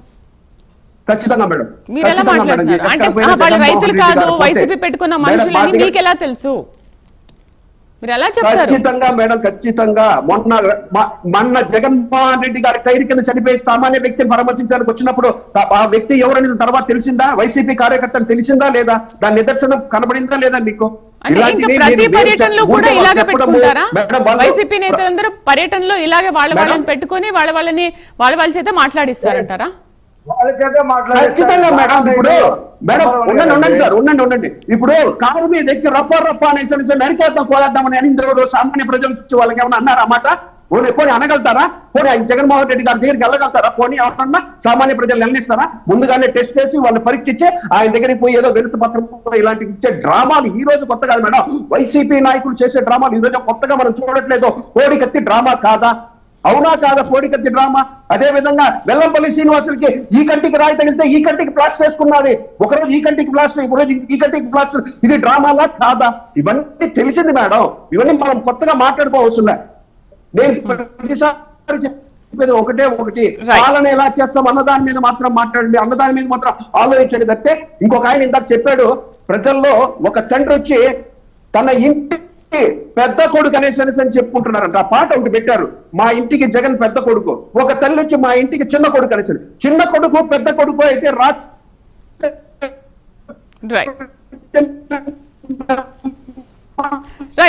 మీ వాయిస్ బ్రేక్ అవుతుందని మళ్ళీ మాట్లాడదాం. నమస్తే కృష్ణాంజనేయులు గారు. నమస్తే కుమార్ గారు, మళ్ళీ మాట్లాడదాం. మీ వాయిస్ బ్రేక్ అవుతుంది. కుమార్ గారు, మీ వాయిస్ బ్రేక్ అవుతుంది, మళ్ళీ మాట్లాడదాం. సార్ కృష్ణాంజనేయులు గారు, గతంలో కూడా సత్తెనపల్లి పర్యటనలో చూసాము సింగయ్య మృతి చెందడం కానీ, లేకపోతే రాప్తాడులో హెలికాప్టర్ వద్ద విండ్షీల్డ్ ధ్వంసం అవడం కానీ. అంటే ఆయన పర్యటనలో ఇన్ని నేరాలు ఘోరాలు జరుగుతున్నా ఆయన పర్యటనలో మాత్రం ఆగడం లేదు. రైతుల్ని పరామర్శించడానికి వెళ్తున్నా అంటున్నారు, కానీ అక్కడ బల ప్రదర్శనలో లేకపోతే రాజకీయమో ఇంకేదో చోటు చేసుకుంటుంది. అంటే పర్యటనలు చేస్తూ ప్రమాదాలకు కారణం ఎందుకు అవుతున్నారు అనుకోవచ్చు. ఓకే, ముందుగా పంట నష్టం గురించి, రైతులు నష్టపోయిన దాని గురించి మాట్లాడే కంటే ముందు ప్రతిసారి మనం డిబేట్లో ఇదే మాట్లాడుకుంటూ ఉంటాం. కృష్ణాంజనేయులు గారు కానీ మన ప్యానెల్ అంతా కూడా సేమ్ ఒక్కొక్కసారి రిపీట్ అవుతూ ఉంటుంది. ఎందుకు పర్యటనలు జరిగినప్పుడల్లా ఈ గొడవలు ఎందుకు సృష్టించబడతాయి? శ్రీదేవి గారు, ఆంధ్రప్రదేశ్లో 3 ప్రధానమైనటువంటి పార్టీలు అధికారంలో. ప్రతిపక్ష పార్టీగా ఉన్నది వైఎస్ఆర్ కాంగ్రెస్, ప్రతిపక్ష నాయకుడిగా ఉన్నటువంటి వాడు జగన్మోహన్ రెడ్డి, ఆయన మాజీ ముఖ్యమంత్రి. కాబట్టి మెంతా తుఫాన్ వచ్చింది, రైతులు నష్టపోయి ఉన్నారు. దీనివల్ల వాళ్ళ యొక్క బాధల్ని, వాళ్ళ యొక్క ఇబ్బందుల్ని ప్రభుత్వం దృష్టికి తీసుకురావాల్సినటువంటి బాధ్యత, వాళ్ళ సమస్యలు తెలుసుకోవాల్సినటువంటి బాధ్యత మాజీ ముఖ్యమంత్రి ప్రతిపక్ష నేతగా జగన్మోహన్ రెడ్డి మీద. జగన్మోహన్ రెడ్డి ఈ రోజున పర్యటన కూడా రైతులకు సంబంధించినటువంటి అంశం మీదే వెళ్ళినటువంటి అంశంలో ఆయన కొన్ని ప్రశ్నలని లేవనెత్తారు. రైతులు తన దృష్టికి తీసుకొచ్చినటువంటి కొన్ని విషయాలని, ఆయన దగ్గర ఉన్నటువంటి సమాచారాన్ని ప్రభుత్వం ముందు కొన్ని ప్రశ్నలు లేవనెత్తారు. ఒకటి, ఈ రాష్ట్రంలో 19 లక్షల మంది రైతులకు మాత్రమే రైతు సంబంధించినటువంటి పంట బీమాకు సంబంధించినటువంటి కిస్తీ చెల్లించారు, మిగతా వాళ్ళకి చెల్లించి ఉండలేదు, ఈ ప్రభుత్వం మోసం చేసింది అనేటువంటి ఒక ఆరోపణ చేశారు. దీనికి సంబంధించినటువంటి వివరణ, వ్యవహారం ఇవన్నీ కూడా రేపు చెప్తారు మా రైతు సంబంధించినటువంటి శాఖ మంత్రి అని చెప్పేసి రఫీ గారు అంటున్నారు. రేపెందుకు, ఈ రోజే చెప్పొచ్చు. దానికి సంబంధించినటువంటి వాస్తవాలు ఏంటి, ఎంతమందికి మీరు బీమాకు సంబంధించినటువంటి ప్రీమియం చెల్లించారు, ఏ పంటలు కొట్టేస్తాయి, ఎందుకు మిగతా వాళ్ళకి చెల్లించలేదు, దీనికి ఉన్నటువంటి లోపం ఏంటి, ఒకవేళ మీరు ఆయన చెప్పింది అబద్ధమైతే ఏమిటి అనేటువంటిది ఈ రోజునే తెలియజేయచ్చు. ఒకవేళ రేపు తెలియజేసినా సరే ఖచ్చితంగా ఇప్పటికే తెలియజేసి ఉండాల్సింది ఇలాంటి అనేటువంటి అంశం. రెండవ ప్రధానమైనటువంటి కీలకమైన అంశాన్ని ప్రస్తావన చేశారు జగన్మోహన్ రెడ్డి. అదేమిటి అని అంటే, ఎవరైతే రైతులు నష్టపోయినటువంటి వాళ్ళు ఉన్నారో ఈ మెంతా తుఫాను వల్ల మీ పంటకు సంబంధించినటువంటి వివరాలను మొత్తాన్ని అక్టోబర్ 30వ తేదీ లోపు మాత్రమే నమోదు చేసుకోవాలి అనేటువంటి విషయాన్ని ఒక గడువు విధించారు అనేటువంటి దాన్ని చెప్పారు. అలాంటి గడువు విధించడం వల్ల ఆ తర్వాత వచ్చేటువంటి వాళ్ళకి మీకు నష్టపరిహారం చెల్లించబడదని అధికారులు చెప్తున్నారు. ఇది తప్పు. ఖచ్చితంగా వాళ్ళ దగ్గర నుంచి ఇది ఎవరెవరు నష్టపోయారు, ఏ పంట నష్టపోయింది, ఇవన్నీ చూడాల్సినటువంటి బాధ్యత అధికారులు ఏ పంట నష్టపోయినటువంటి ఏ ప్రాంతాల్లో, ఇప్పుడు ఆయన 25 జిల్లాల్లో పంట నష్టపోయిందని జగన్మోహన్ రెడ్డి లెక్కలు చెప్పారు. అదే విధంగా 25 లక్షల ఎకరాలు పంట నష్టపోయింది అనేటువంటి వాళ్ళ దగ్గర ఉన్నటువంటి ఒక సమాచారాన్ని చెప్పారు. దీనికి సంబంధించినటువంటి వ్యవహారంలో ప్రభుత్వం ఒక ప్రాథమికమైనటువంటి అంచనాకు వచ్చింది. 5,242 కోట్ల రూపాయల నష్టం వాటిల్లి ఉండొచ్చు అనేటువంటి దాని మీద. ఈ విషయంలో ప్రభుత్వ అధికారులు పంట పొలాల్లోకి వెళ్లి మొన్న సీఎం వెళ్ళారు, డిప్యూటీ సీఎం వెళ్ళారు, ప్రభుత్వానికి సంబంధించినటువంటి వాళ్ళు. ఇది కంటిన్యూస్ ప్రాసెస్. వారం 10 రోజుల పాటు క్షేత్రస్థాయి అధికారులందరూ వెళ్లి ఏ పంట ఎంత నష్టపోయింది, వాళ్ళ పరిస్థితి ఏంటి, ఇవన్నీ అంచనా వేసి రాష్ట్ర ప్రభుత్వానికి సమాచారం ఇవ్వాలి, రాష్ట్ర ప్రభుత్వం అక్కడ నుంచి కేంద్ర ప్రభుత్వానికి సమాచారం ఇవ్వాలి, కేంద్ర ప్రభుత్వం నుంచి ఒక ప్రత్యేకమైనటువంటి బృందాలు వచ్చేటువంటి విధంగా చూసి వాళ్ళు ఇక్కడ అంచనా వేసి కేంద్రం నుంచి మనకు సహకారం అందేటువంటి విధంగా చూసి ప్రతి రైతుకి, నష్టపోయినటువంటి ప్రతి రైతుకి కూడా పరిహారం అందించేటువంటి విధంగా చూడాల్సినటువంటి బాధ్యత రాష్ట్ర ప్రభుత్వం మీద. దానికి ఒక ఎకరాకి 25,000 రూపాయలు ఇవ్వాలి అనేటువంటిది జగన్మోహన్ రెడ్డి చెప్తున్నటువంటి మాట, డిమాండ్ చేస్తున్నారు ఆయన ప్రతిపక్ష పార్టీగా. దానికి సంబంధించి రాష్ట్ర ప్రభుత్వం ఏం చేస్తుందని చెప్పాలి. మూడవ ప్రధానమైనటువంటి ఇంకొక కీలకమైనటువంటి అంశాన్ని ప్రస్తావించారు. ఎవరైతే మేము మా పంట నష్టపోయింది అని మీరు నమోదు చేసుకుంటారో అలాంటి నష్టపోయినటువంటి వాళ్ళకి సంబంధించి రేపు పొద్దున మీ ధాన్యం కింద వస్తే మేము కొనము అని అధికారులు చెప్తున్నారట. అంటే ఒక ఎకరం పొలం ఉంది, ఆ ఎకర పొలంలో ఒకవేళ మెంతా తుఫాన్కి సంబంధించిన ఉదాహరణ కోసం కొంత భాగం నష్టపోయి ఉండొచ్చు. ఎంత భాగం నష్టపోయిందో లేదా మా పంట నష్టపోయిందని చెప్తారు. ఎంతవరకు అంచనా వేస్తారు. మొత్తం పంట నష్టానికి సంబంధించినటువంటి మొత్తం పూర్తి స్థాయి నష్టం అయితే ప్రభుత్వం ఇవ్వలేదు. ఎంతో కొంత పంట అయితే ఉంటుంది కదా.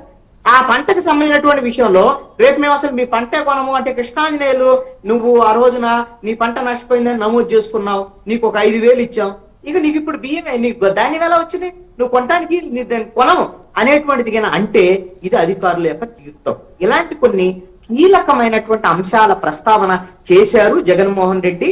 అది ఆ విధమైనటువంటి ఆ తప్పులు, పొరపాట్లు ఏవైతే ప్రభుత్వం వైపు నుంచి ఉన్నాయో అవన్నీ కూడా సరిదిద్ది ప్రతి రైతుకి నష్టానికి సంబంధించినటువంటి అంశాలని వీళ్ళు కూర్చాల్సినటువంటి బాధ్యత కేంద్ర అంటే ఏం రాష్ట్ర సార్? ప్రభుత్వాల మీద ఉంటుంది. సార్ ఇప్పుడు ఏం అయితే సార్? ఇక్కడ ఇక మీరు తీసుకొచ్చినటువంటి ప్రస్తావన, జగన్మోహన్ రెడ్డి అసలు ఎందుకు ఈ జనాభాని వేసుకొని వెళ్తాడు? అసలు ఈ విధమైనటువంటి డీజేలు ఏదో ఈ గుమ్మడికాయల దిష్టి తీయటాలు, బల ప్రదర్శనలు, ఇవన్నీ ఎందుకు చేస్తారు జగన్మోహన్ రెడ్డి అని అంటే, నిజంగా ఎవరు పరామర్శకు వెళ్ళే వాళ్ళు ఇలా చేయరండి. జగన్మోహన్ రెడ్డికి ఒక సమస్య ఉంది. ఆ సమస్య ఏంటి అని అంటే, ఆయన అనుకున్నది 2019 నుంచి 24 వరకు తన ప్రభుత్వానికి ప్రజలందరూ మద్దతు ఇచ్చేసి 151 నుంచి 175కి పోతాం అనుకున్నారు. ప్రజలు ఏం తేల్చారు? అయ్యా నువ్వు ముఖ్యమంత్రిగా పనికిరావు, నువ్వు పాలనకు పనికిరావు అని ప్రజలు తీర్పిచ్చారు. 11 సీట్లు పడగొట్టారు. దీంతో ఒక రకంగా జగన్మోహన్ రెడ్డికి మైండ్ బ్లాక్. నో డౌట్ అండి దీంట్లో. ఎందుకంటే దాని నుంచి ఇక ప్రతి కార్యక్రమానికి నాకు జనాభా ఉన్నారు, నాకు బల ప్రదర్శన, ఇంతమంది జనం నాకు మద్దతు ఉంది. పోనీ నేను ఇప్పుడు ఈ రోజు అడుగుతాను, ఇంతమంది బల ప్రదర్శన, ఇంతమంది వెళ్ళారు, 11 మంది నుంచి ఏమైనా 12 సీట్లు అవుతాయా? కావు కదా. నువ్వు రైతులను పరామర్శించడానికి వెళ్ళినప్పుడు రైతులకు సంబంధించినటువంటి సమస్యలు తెలుసుకోవడానికి నీ దగ్గరకు ఒక రైతు వచ్చేటువంటి పరిస్థితి ఉందా? ఇంతమంది జనాభాని దాటుకొని రాగలిగినటువంటి పరిస్థితి ఉంటుందా? అసలు ఈ డీజేలు ఏంటి, మొత్తం హైవేని బ్లాక్ చేయటం ఏంటి, ట్రాఫిక్ సమస్యలు ఏంటి? ఇప్పుడు పోనీ మీ కాన్వాయ్లో ఒక వెహికల్ ఇంకొక వెహికల్ గుర్తుపడి, అసలు ఈ సమస్యలన్నీ ఎందుకని నేను అడుగుతున్నాను. ఇది పూర్తిగా జగన్మోహన్ రెడ్డి నాకేదో బలం ఉంది అని చెప్పుకోవటం వల్ల వచ్చే ప్రయోజనం లేదు. నీ బలం ఇప్పుడు చూపించుకున్నందు వల్ల, ఈ బల ప్రదర్శన వల్ల అదనంగా వైఎస్ఆర్ కాంగ్రెస్ పార్టీకి, జగన్మోహన్ రెడ్డికి ఏమీ రాదు. కానీ జగన్మోహన్ రెడ్డి ఈ 18 నెలల కాలంలో జగన్మోహన్ రెడ్డి చేసినటువంటి యాత్రలన్నీ కూడా కేవలం 3 యాత్రలు రైతులకు సంబంధించి, మామిడి, అదే విధంగా మిర్చి, అదే విధంగా పొగాకు రైతులకు సంబంధించి ఈ 3కు సంబంధించినటువంటి యాత్రలు తప్ప మిగతా అన్ని కూడా జైలు యాత్రలో అక్రమాలు, అన్యాయం చేసినటువంటి వాళ్ళ నాయకులను పరామర్శించేటువంటి యాత్రలు తప్ప ఇంకోటి లేని. వాటి వల్ల వైఎస్ఆర్ కాంగ్రెస్ పార్టీ గ్రాఫ్ పడి ఇంకా మరింత పడిపోతుంది. జగన్మోహన్ రెడ్డికి ఉన్నటువంటి పరువు కూడా పోయేదానికి అవకాశం ఉండదు. నేను అనుకుంటున్నాను జగన్మోహన్ రెడ్డి మెంతా తుఫాను వచ్చిన తర్వాత, మెంతా తుఫాను అనగానే ఇక్కడ రావడానికి ఒక ప్రయత్నం చేశాడు బెంగళూరు నుంచి. ఆ రోజున ఫ్లైట్లు ఆగిపోయాయి. మరుసటి రోజు వచ్చాడు. వచ్చిన తర్వాత ఏమైంది? ప్రెస్ మీట్ పెట్టాడు. ప్రెస్ మీట్ పెట్టి మళ్ళీ ఏదో మరి హడావుడిగా ఏముందో తెలియదు, మళ్ళీ వెంటనే బెంగళూరుకి వెళ్ళిపోయాడు. మళ్ళీ ఇప్పుడు ఎందుకు వచ్చాడు తిరిగి? రైతులు పరామర్శించడానికి. నా పరిశీలన ప్రకారం, ఇది నా అబ్జర్వేషన్, తప్పైతే గోట్ల రామారావు గారు చెప్పొచ్చు. ఎప్పుడైతే జోగి రమేష్ అరెస్ట్ జరిగిందో, అరెస్ట్ జరిగిన వెంటనే జోగి రమేష్ అరెస్ట్ అనేది చాలా ఇంపార్టెంట్. ఇప్పుడు మెంతా తుఫాన్ రైతులా లేకపోతే మిగతా విషయాలు ఇవన్నీ సెకండరీ అన్నమాట. ఇప్పుడు అర్జెంట్ గా జోగి రమేష్ ని పరామర్శించారు. అయితే వెంటనే ఆడకెళ్తే ఇప్పుడు ఎక్కడ ఈ విధమైనటువంటి పరిస్థితి వస్తుందో, ఈ విధంగా ఈ అవినీతి అక్రమాలు లేదా అక్రమ మధ్య ఈ రైతులకు సంబంధించినటువంటి అంశాన్ని తీసుకొని 1-2 రోజులు రైతులకు సంబంధించిన అంశాలు తిరిగి ఎట్లాగో మళ్ళీ ఈ విధమైనటువంటి ఓదార్పు యాత్ర, జైలు యాత్రలకు వెళ్లేదానికి జగన్మోహన్ రెడ్డి వెళ్ళబోతున్నాడు. నేను ఒకటి చెప్తాను, ఎప్పుడైనా సరే అవినీతి అక్రమాలకు సంబంధించినటువంటి పాల్పడేటువంటి వాళ్ళని ఈ విధంగా పరామర్శించేటువంటి వ్యవహారంలో జగన్మోహన్ రెడ్డి పునరాలోచన చేసుకుంటే మంచిది. ఖచ్చితంగా ఈ విధమైనటువంటి అంగులు ఆర్భాటాల జగన్మోహన్ రెడ్డికి ఏ ప్రయోజనం లేదు, వ్యతిరేకత వచ్చేదానికి. ప్రతిసారి కూడా ఇలా పర్యటనలో ఎందుకు బల ప్రదర్శనలు జరుగుతున్నా? పరామర్శించడానికి వెళ్తున్నారా లేకపోతే బల ప్రదర్శనలు చేయడానికి వెళ్తున్నారా? వైసీపీ నేత బొట్ల రామారావు గారి అభిప్రాయం తెలుసుకుందాం ఒక చిన్న బ్రేక్ తర్వాత. Stay with us. Welcome back. Ramarao గారు, ఎక్కడికక్కడ నిబంధనలు, ఉల్లంఘనలు ఇలా ఉంటుంది, ఇలా చేయాలి అని ఒక పర్మిషన్ తోని మీరు ఒక పర్మిషన్ తీసుకొని వెళ్తారు. అయినప్పటికీ కూడా ఇంతమందికి పర్మిషన్, ఇంతవరకే మేము సెక్యూరిటీని కల్పిస్తాము అని చెప్పినప్పటికీ కూడా మీ ప్రతిసారి పర్యటనలో ఇలాంటి సంఘటనలు ఎదురవుతూనే ఉంటాయి. మరి ఏంటి ప్రతిసారి వెళ్ళినప్పుడల్లా పర్యటనలో బల ప్రదర్శన జరుగుతుందా లేకపోతే వాళ్ళని పరామర్శించే ప్రదర్శన జరుగుతుందంటారా? సరే, డీజేలు ఇలాంటివి వద్దు అన్నారు, అయినప్పటికీ కూడా డీజేలు పెట్టుకున్నారు. ఇన్ని క్యాన్వాయ్లు వద్దు అన్నారు, అయినప్పటికీ పెట్టుకున్నారు. ఇంతమందికి అని చెప్పారు, అయినప్పటికీ కూడా విజువల్స్లో మనం చూస్తున్నాం ఎంతో మంది అక్కడికి రావడం. అంత సెక్యూరిటీ కల్పించినప్పటికీ కూడా అంతమంది వస్తుంటే ప్రభుత్వం మాత్రం ఏం చేస్తుంది? మీరెందుకు పర్యటనలో ప్రతిసారి ఇలాంటి పరిస్థితిని కల్పిస్తున్నారు? అంశం మేడం, ప్రభుత్వము ప్రజల్ని తీవ్రంగా మోసం చేస్తుంది. ప్రజల వ్యతిరేకత పుంకాలు వస్తుంది. ఎందుకంటే సూపర్ 6 దగ్గర నుంచి మనం చూస్తే 147 హామీలు ఇచ్చి ఏ ఒక్క హామీని కూడా ఖచ్చితంగా అమలు చేయలేనటువంటి పరిస్థితి ప్రభుత్వానికి ఉంది. అట్లాగే రైతాంగం విషయానికి వస్తే 2014 ఎన్నికలకు ముందు చంద్రబాబు నాయుడు గారు పూర్తిగా రైతు రుణమాఫీ చేస్తాననేటువంటి హామీతోటి ఆ రోజు అధికారంలోకి వచ్చారు. ఇదే కూటమి ప్రభుత్వం ఏర్పడింది. తర్వాత దాన్ని ఆ రుణమాఫీని 1,50,000కు కుదించి 5 దఫాలు అని చెప్పేసి ఇస్తామని చెప్పి దానికి ఒక రైతు సాధికారిక సంస్థను ఏర్పాటు చేసి 3 దఫాలు ఇచ్చి 2 దఫాలు ఎగ్గొట్టారు మేడం. ఇట్లా రైతాంగాన్ని మోసం చేస్తున్నారు. అసలు రైతుల మీద వీళ్ళకి కక్ష ఉంది. రైతులకు సంబంధించినటువంటి అంశాల్లో వ్యవసాయం దండగనేటువంటి చెప్పినటువంటి మొట్టమొదటి ముఖ్యమంత్రి భారతదేశంలో ఈ చంద్రబాబు నాయుడు గారే. ఇది అర్థం చేసుకోవాలి. ఇంకోటి ఏంటంటే ఈయన 2 ఎకరాలు ఆసాం మేడం. ఈయన ఈరోజు వేల ఎకరాలు భూములు కొల్లగొట్టారు. అట్లాగే లక్షల కోట్ల రూపాయల డబ్బులు రామారావు గారు దీని గురించి మీరు ఇంతకుముందు ఫస్ట్ లో మీతో మాట్లాడాను, నేను ఈ విషయం గురించి మీతో మాట్లాడాను. నేను అడిగేది అది కాదు. ఎందుకు మీరు ఇంత ఆంక్షలు విధించినప్పటికీ అంత జనాభాని పెట్టుకొని ఎందుకు వెళ్తారు? ప్రతి పర్యటనలో ఎందుకు గొడవలు సృష్టిస్తారు? మీరు దీనికి ఆన్సర్ చేయండి. మళ్ళీ మేము అది చేసాము ఇది చేసాం మళ్ళీ మొదటి నుంచి వెళ్తున్నారు. ఓకే, దానికి ఆన్సర్ చేయండి. ప్రతిసారి కూడా గొడవలు జరుగుతున్నాయి, ప్రతిసారి డిబేట్ లో మాట్లాడుకుంటూనే ఉన్నాం ఎవరు చనిపోతున్నారు ఏంటి ఏం జరుగుతుంది అని. అదే చెప్తున్నా మేడం, స్ట్రైట్ పాయింట్ కి వస్తున్నాను మేడం. అదే కనుక కూటమి ప్రభుత్వంలో తెలుగుదేశం పార్టీ ఎమ్మెల్యే గాని ఎంపీ వస్తుంటే 20 వాహనాలు వేసుకొని రావచ్చు. మా నాయకుడు మాజీ ముఖ్యమంత్రి రాష్ట్ర వ్యాప్తంగా ఫాలోయింగ్ ఉన్నటువంటి వ్యక్తి ఆయన వస్తుంటే 10 వెహికల్స్ కి అనుమతిస్తామంటే ఒక విధానం కానీ ఒక స్పష్టత కానీ 500 మందిని ఎవరు లెక్కిస్తారు? వీళ్ళు చెప్పేటటువంటి మాటలు ఇవన్నీ కూడా అభూత కల్పనలు చూస్తామంటే ఈ ప్రభుత్వానికి ప్రతిపక్షం మీద కానీ ప్రజల మీద కానీ చిత్తశుద్ధి లేదు. ప్రజల్లో వెళ్తున్నటువంటి వ్యతిరేకత ప్రతిపక్ష నాయకుడికి వచ్చినప్పుడు వ్యతిరేకత రోడ్డు మీదకి వస్తుంటే దాన్ని వైఎస్ఆర్ కాంగ్రెస్ పార్టీ జగన్మోహన్ రెడ్డి అంటే మీరు అర్థం చేసుకోవాల్సింది ఏంటంటే ఈ పట్ల ప్రజా వ్యతిరేకత ఎంత ఉందనే దానికి కొలమానమే ఈ యొక్క జనసందోహం. వైఎస్ జగన్మోహన్ రెడ్డి గారు ఏదైతే వచ్చినప్పుడు ఆయన చూడటానికి కానీ ఆయన కార్యక్రమాల్లో పాల్గొనడానికి కానీ నేను ఒకటే చెప్తున్నాను మేడం, రైతాంగానికి సంబంధించి ఇప్పటి వరకు మేడం ఉచిత క్రాప్ ఇన్సూరెన్స్ ఎందుకు చేయలేదు మేడం? దాదాపు 85 లక్షల ఎకరాలకు చేయాల్సినటువంటి ఇన్సూరెన్స్ ఎందుకు చేయలేదు? ఇప్పటికే వీళ్ళు రైతు భరోసా కింద 40,000 చెల్లించాల్సింటే ఒక్క 5,000 ఇచ్చి దులుపుకున్నారు. వీళ్ళు ఖచ్చితంగా నేను చెప్తున్నాను మేడం, 5 సంవత్సరాల్లో ₹1,00,000 రైతు భరోసా ఏదైతే వీళ్ళు పెట్టినటువంటి పేరు అన్నదాత సుఖీభావ కింద చెల్లించాలి. వీళ్ళు కనీసం 20,000 కూడా చెల్లించరు 5 సంవత్సరాలు. అంటే వీళ్ళు మోసానికి పరాకాష్ట.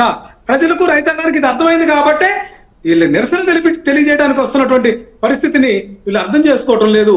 ఈ యొక్క తుఫాను సంబంధించి చూస్తే మా నాయకుడు జగన్మోహన్ రెడ్డి గారు మా యొక్క ప్రభుత్వంలో ఏదైతే వెంటనే వాళ్ళ ఖాతాలకు జమ చేసినటువంటి పరిస్థితి ఉంది. పంట నష్టపరిహారం కింద దాదాపు 5 సంవత్సరాల్లో 7,800 కోట్లు జమ చేసినటువంటి మొట్టమొదటి ప్రభుత్వం జగన్మోహన్ రెడ్డి గారి ప్రభుత్వం. ఇది వాళ్ళకు కూడా తెలుసు. అందుకే రైతాంగం మోసపోయారు కాబట్టి వాళ్ళ యొక్క నిరసన తగులుతుంది. దీన్ని వీళ్ళు ఓర్చుకోలేకపోతున్నారు. ఇప్పటికి మనం చూసుకుంటే రైతు భరోసా 20+20 40,000 ఇవ్వాల్సి ఉంటే ఎందుకు 5,000 ఇచ్చారు? దీన్ని ఏమైనా ఆన్సర్ చేయగలుగుతారా? ఇక్కడ వీళ్ళు చేసినటువంటి మోసాలన్నీ కూడా బయటపడుతున్నాయి. దాదాపుగా వీళ్ళందరూ కూడా రైతాంగం అంతా కూడా చాలా ఇబ్బందికరమైనటువంటి పరిస్థితుల్లో ఉన్నారు. హేమకుమార్ గారు ఒక నిమిషం. రామారావు గారు మీరు 40,000 ఇచ్చే చోట 5,000 ఇచ్చారని అంటున్నారు కదా. అన్నదాత సుఖీభావ పేరిట ఓకే రఫీ గారు మీరు ఆన్సర్ చేస్తారా? అన్నదాత సుఖీభావ పేరిట 20,000 ఇచ్చే చోట 5,000 ఇస్తున్నారని అంటున్నారు. ఇది ఎంతవరకు వాస్తవం? సరే, రామారావు దగ్గర ఏమైనా ప్రూఫ్స్ ఉన్నాయా లేదా అడుగుదాము, వాళ్ళు కూడా చూపిస్తే ఓకే. మీరు చెప్పండి. మొన్న అన్నదాత సుఖీభావకి మేము మొత్తం 5 సంవత్సరాలకి 20,000 ఇస్తామని చెప్తాం. కేంద్ర ప్రభుత్వంతో కలిపి కేంద్ర ప్రభుత్వం 2,000 మేము 5,000 7,000 ఇచ్చామన్నా. మిగతా కూడా ఇస్తాం, అందులో సందేహం లేదు, ఇస్తాం. ఓకే, జగన్మోహన్ రెడ్డి ఇప్పుడు 2 సంవత్సరాలు గడుస్తుంటే 2,000 ఇవ్వాలి. కేంద్ర ప్రభుత్వం సహాయంతో సంబంధం లేకుండా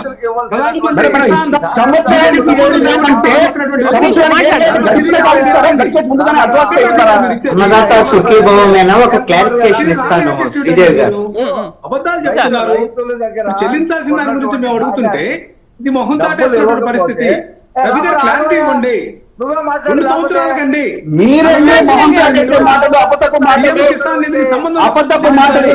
మాట్లాడేది ఇంకా నిజం తెలుసుకోండి. ఏం జరుగుతుందో రాష్ట్ర ప్రజలకు ఎంతవరకు న్యాయం జరుగుతుందని నిజం తెలుసుకోవడం మాట్లాడండి. వాళ్ళ యొక్క పెత్తనాల కోసం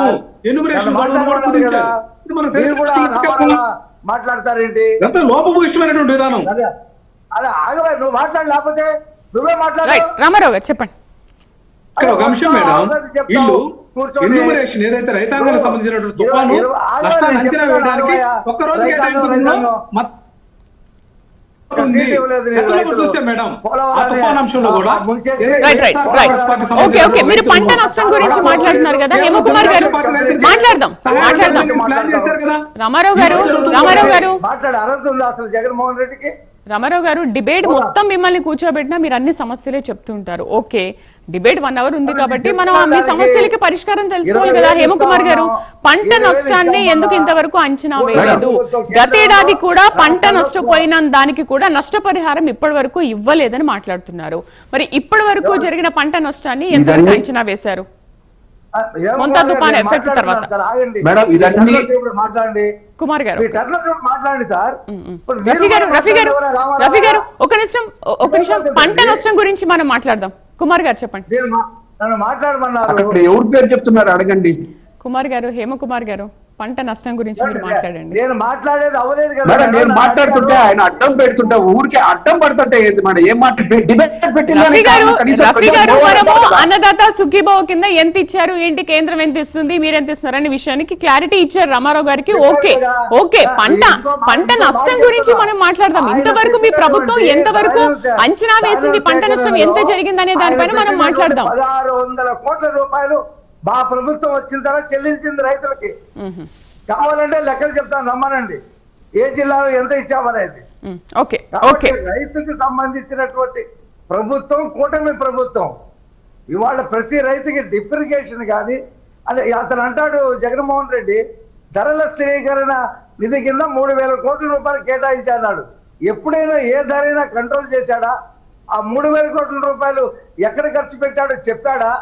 ఊరికే మాట్లాడతాడు, వస్తాడు, రైతు పరామర్శ అంటాడు. ఆ రైతు ఎలాగండి ఆ రౌడీలు వాళ్ళందరినీ తీసుకొచ్చి ఆ కర్రలు పెట్టి ఆ రప్ప గ్యాంగ్ లో ఏ రైతు వెళ్ళి మాట్లాడగలడు? మొత్తం జనాన్ని రౌడీలందరినీ కూడా సమీకరించి సంఘ వ్యతిరేక శక్తుల్ని సమీకరించి పెట్రోల్ కి బిర్యానీకి 500 రూపాయల నోట్లకి మొత్తం చేసుకుని నువ్వు బెంగళూరు వెళ్ళి పడుకున్నావు. ఇక్కడ తుఫాను వస్తుంది. ఉప ముఖ్యమంత్రి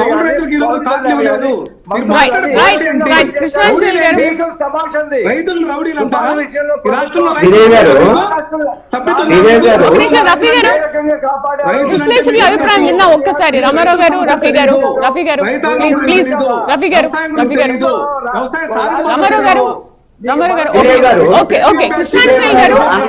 సుఖీభావం సంబంధించి ఒక క్లారిఫికేషన్ నేను ఇస్తాను, స్పష్టమైన క్లారిఫికేషన్. వైసీపీ ఆరోపణ చేసింది, అదేవిధంగా తెలుగుదేశం క్లారిఫికేషన్ కరెక్ట్ గా లేదు కాబట్టి నేను చెప్తాను. అన్నదాత సుఖీభావ విషయంలో కేంద్ర రాష్ట్ర ప్రభుత్వాలే కలిపి వీళ్ళు 13,500, అదేవిధంగా కేంద్రం ఇచ్చినంత కలిపి సంవత్సరానికి 20,000 ఇస్తాము రైతుకు అని చెప్పినటువంటి వార్త. దీనికి సంబంధించినటువంటి విషయంలో ఆంధ్రప్రదేశ్ లో కూటమి ప్రభుత్వం 2024 మేలో అధికారంలోకి వచ్చింది. ఆ తర్వాత ఖరీఫ్ సీజన్ స్టార్ట్ అయింది. ఆ సీజన్ లో ఇవ్వలేదు. రబీ సీజన్ స్టార్ట్ అయింది. రబీ సీజన్ లో కూడా ఇలా ఖరీఫ్ రబీ 2 సీజన్ లో పోయినాయి. గత సంవత్సరానికి సంబంధించి ఒక్క పైసా కూడా ఇవ్వలేదు. దానికి ఇప్పుడు ఈ సంవత్సరము ఖరీఫ్ సీజన్ స్టార్ట్ అయిన తర్వాత ఈ సంవత్సరము 20,000 ఇస్తామని ఒప్పుకున్నారు. 3 దఫాలుగా ఇస్తాం సంవత్సరంలో అనేటువంటిది వీళ్ళు ఇచ్చినటువంటి ఇప్పుడు ప్రకటన. దాని ప్రకారంగా 5,000 రూపాయలు ఆంధ్రప్రదేశ్ ప్రభుత్వము, 2,000 రూపాయలు కేంద్ర ప్రభుత్వానికి కలిపి మొదటి విడత ఇచ్చారు. ఇంకా ఈ సంవత్సరంలో ఈ ఖరీఫ్ సీజన్ స్టార్ట్ అయింది కాబట్టి రబీ సీజన్ వచ్చే లోపల ముగిసే లోపల అంటే వచ్చే ఏడాది మార్చి వరకు 3 దఫాలుగా 20,000 రూపాయలు వీళ్ళు ఇవ్వడానికి వీళ్ళు ప్రకటన చేశారు. ఒక సంవత్సరం అయితే పోయింది, 2 సీజన్లు పోయింది. కనీసం ఈ సంవత్సరమైనా అలాగే ఇవ్వటం మొదలు పెట్టారు కాబట్టి ఇస్తారని అనుకున్నాం. వైఎస్ఆర్ కాంగ్రెస్ పార్టీ అదే విధంగా జగన్మోహన్ రెడ్డి చేస్తున్నటువంటి ఇంకొక ఆరోపణ ఏంటంటే గత సంవత్సరంలో కూడా తుఫాన్లు కొన్ని వచ్చాయి. ఆయన చెప్పినటువంటిది ఏంటంటే అసలు 16 తుఫాన్లు వచ్చాయి, ఇది చంద్రబాబు నాయుడు వల్లే వచ్చింది, ఈ తుఫాన్లన్నీ కూడా ఆయన ఇష్టం వచ్చినట్టు మాట్లాడాడు. ఎందుకంటే తుఫాన్లు చంద్రబాబు నాయుడు ఉంటే తుఫాన్ రావటం, జగన్మోహన్ రెడ్డి ఉంటే తుఫాన్ రాకపోవటం ఏముండదు. ఇది తుఫాన్ అంటేనే ఒక విపత్తు. ఇప్పుడు జగన్మోహన్ రెడ్డి ఉన్న సమయంలో వర్షాలు, వరదలు, తుఫాన్ల వల్ల 800 కోట్ల రూపాయల పంట నష్టం వాటిల్లింది అనేది 2000 నుంచి 2023 వరకు అధికారికమైనటువంటి ఒక అంచనా. 84 లక్షల మంది రైతులు నష్టపోయారు ఆ రోజు. మరి ఆ రోజున మరి వైసీపీ ప్రభుత్వం ఉంది కాబట్టి, జగన్మోహన్ రెడ్డి ఉన్నారు కాబట్టి అంతమంది రైతులు నష్టపోయారని అనుకోలేము కదా. అదే విధంగా అన్నమయ్య డ్యామ్ కొట్టుకుపోతే 40 మంది చనిపోయినటువంటి పరిస్థితి ఉంది. మరి డ్యామ్ కొట్టుకుపోవడానికి జగన్మోహన్ రెడ్డి ఉన్నాడు కాబట్టి డ్యామ్ కొట్టకపోయింది అనే నిర్లక్ష్యం ఉంది. కానీ అదే విధంగా మీరు పాపికొండల దగ్గర ఒక బోటు మునిగి ప్రకాశం బ్యారేజీ పైన బోటు మునిగిపోతే, మరి ఇవన్నీ ఘటనలు దుర్ఘటనలు. జగన్మోహన్ రెడ్డి ఉన్న కరోనా వచ్చినట్టు ప్రపంచానికి వచ్చింది, అది వేరే విషయం. మరి ఈ దుర్ఘటనకి జగన్మోహన్ రెడ్డి కారణమా? ఇప్పుడు ఎవరు కూడా దుర్ఘటనలు జరగటానికి లేదా విపత్తులు రావడానికి, ప్రమాదాలు జరగడానికి కారణం కాదు. కానీ దాని తర్వాత ఎంత మేరకు వీళ్ళు సహాయక చర్యలు చేపడుతున్నారు, నష్టపోయినటువంటి రైతులను ఆదుకుంటున్నారు, చనిపోయినటువంటి వాళ్ళ కుటుంబాలను ఆదుకుంటున్నారు అనేటువంటిది చాలా ముఖ్యమైనటువంటి అంశం. ఏ విధంగా ప్రభుత్వాలు రెస్పాండ్ అవుతున్నాయని గత 5 ఏళ్లలో జగన్మోహన్ రెడ్డి ప్రభుత్వం రైతుల విషయంలో కానీ, లేకపోతే మిగతా సమస్యలు, ఈ విద్యార్థి యువజనులు కానీ, నిరుద్యోగులకు సంబంధించిన సమస్య, డెవలప్మెంట్ పక్కన పెట్టేసింది అనే దాని మీదనే జగన్మోహన్ రెడ్డిని పాలన పరంగా ఫెయిల్ అయ్యాడని ఓడించారు జనం. అయిపోయింది. మీరు రైతులందరూ మద్దతు ఇస్తే, రైతులకు మీరు అద్భుతాలు చేస్తే రైతులు ఓట్లు వేసేవాళ్ళు కదా. ఓడిపోయారు, అయిపోయింది. దాని గురించి జగన్మోహన్ రెడ్డి గురించి చెప్పుకోవడానికి ఏం లేదు, ప్రతిపక్ష హోదా కూడా లేదు. కానీ ఇప్పుడు ప్రభుత్వం గతాన్ని ఆదర్శంగా తీసుకోకుండా ఇప్పుడు ఏం చేస్తుంది, ఎలా చేస్తుంది అనేటువంటి దాని మీద వాళ్ళ ఆరోపణలనే ఖచ్చితంగా సానుకూలంగా తీసుకొని ఆ సమస్యలు పరిష్కరించేటువంటి ప్రయత్నం కూడా ప్రభుత్వం చేయాలి. కృష్ణాంజనేయులు గారు, ఇప్పుడు మొంతా తుపాను ప్రభావంతో నష్టపోయిన రైతులకు పరిహారం ఇవ్వడంలో, సరైన పరిహారం ఇవ్వడంలో ప్రభుత్వం ఏమైనా విఫలమైంది అనుకోవచ్చా? అయితే మొంతా తుఫాన్ వచ్చింది మొన్నేనండి. ఇప్పుడు వారం రోజులు మనము ఉన్నాం కదా.